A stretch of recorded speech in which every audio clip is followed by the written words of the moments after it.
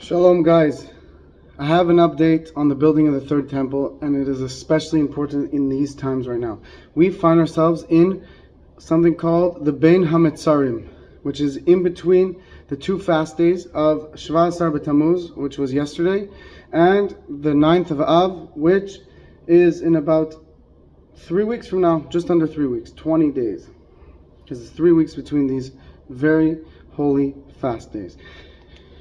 Now these 2 days represent the destruction of the temple, as the Shvat B'Tammuz, the 17th of the month of Tammuz, which was yesterday, which we fasted, represents when the walls of Yerushalayim were breached and invaded, and so on and so forth. And the 9th of the month of Av represents the destruction of the temple completely.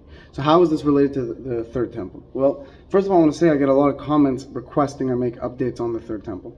And well, I will admit that sometimes it is difficult to repeat similar topics over and over again, but I have to say one of the motivations for this is one of the highly most requested videos, as much as I post about the third temple, is the third temple. And now I have to make this update because now we are in the 3 weeks.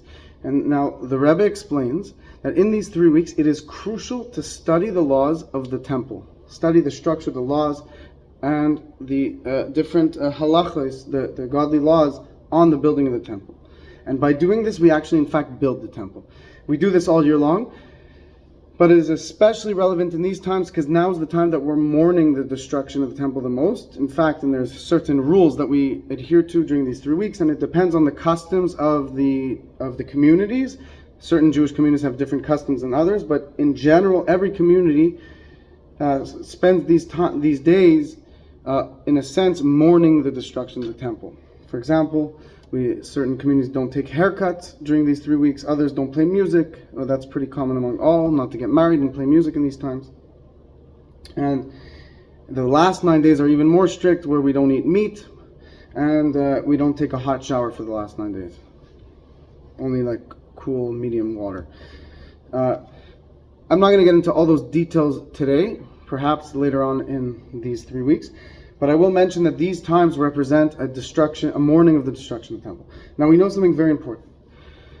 That in the times of Moshiach, the Messianic era which may happen today, all these days of mourning will turn into days of sasun v'simcha, days of rejoicing and happiness. In fact, the most sad days, the most painful days, it's not easy to fast. Your body feels it. It's obviously, in a sense, it purifies the body. It's a holy thing. But let's be real, for the average person, it's not an enjoyable thing for the average person. But in the times of Mashiach, it won't just become no longer a fast day. Rather, it'll become a happy day. A very, very happy day. And we won't just not fast, but we'll eat we'll eat meat and drink wine. And eat bread. And we'll eat festive foods. And we'll feel good. So this represents the total transformation from the lowest place to the highest place, from the darkest dark to the brightest light. So through these 3 weeks, we must take upon ourselves to study a little bit about the laws of the temple. And how is it that studying the laws of the temple actually builds the temple? I've spoken about this a lot of times before. It could be you've heard this from me, but we'll hear it again because it's ever relevant in these times, especially in these 3 weeks, that when you study the laws of the temple, you build it. How do we know that? Well, the Rebbe explains, the Gemara explains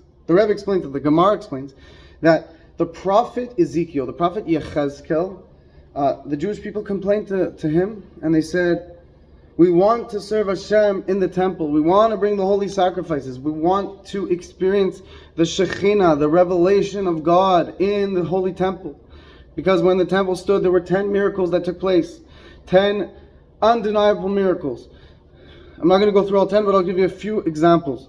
One, there was no flies. Even though there was many animals, hundreds of thousands, millions of animals being slaughtered in the temple. And there was never a fly to be found. 2, women never had a miscarriage in these times. Also, when it was extremely tight, the whole Jewish nation gathered in the Holy Temple, which obviously was a great, massive place. but we're talking about millions of people gathering there. And when they bowed, it was extremely tight and crammed. But when they bowed, everyone had space to bow miraculously. So you're completely crammed shoulder to shoulder. All of a sudden you bow down and everyone has complete space to fully bow to God. So that itself is a miracle. Those are 3 of the miracles that took place out of the 10. So a person saw these miracles and they did not have any doubt in their mind that both God runs the world and His Torah is true and we must abide by it. So now we know this. We have to surrender to God and get inspired by these miracles that took place, and also you long and yearn for the 3rd temple to come. So they complained, or they cried out to the prophet Ezekiel and said, Master, we want to serve God, but we can't. What do we do? There's no temple. We want to bring the sacrifices. We want to purify ourselves. We want to see the revelation of God. We want to be ecstatic at all times for God. What do we do? He said, learn about the laws of the building of the temple, and the prophet spoke in the name of Shem, in the name of Hashem, saying, learn about the laws of the building of the temple, and I will consider it as if you built it. So, there's really not more else to say about that.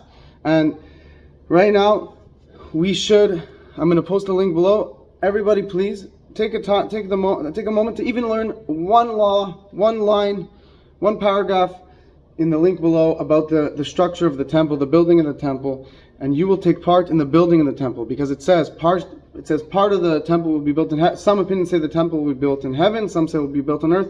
The Rebbe explains it's a combination of both. So you literally can be a part of the building of the temple by you learning these laws. So guys, what are you waiting for? Check it out. Please like, comment, share, subscribe. Please help support us below, and let's, God willing, see the 3rd temple built today.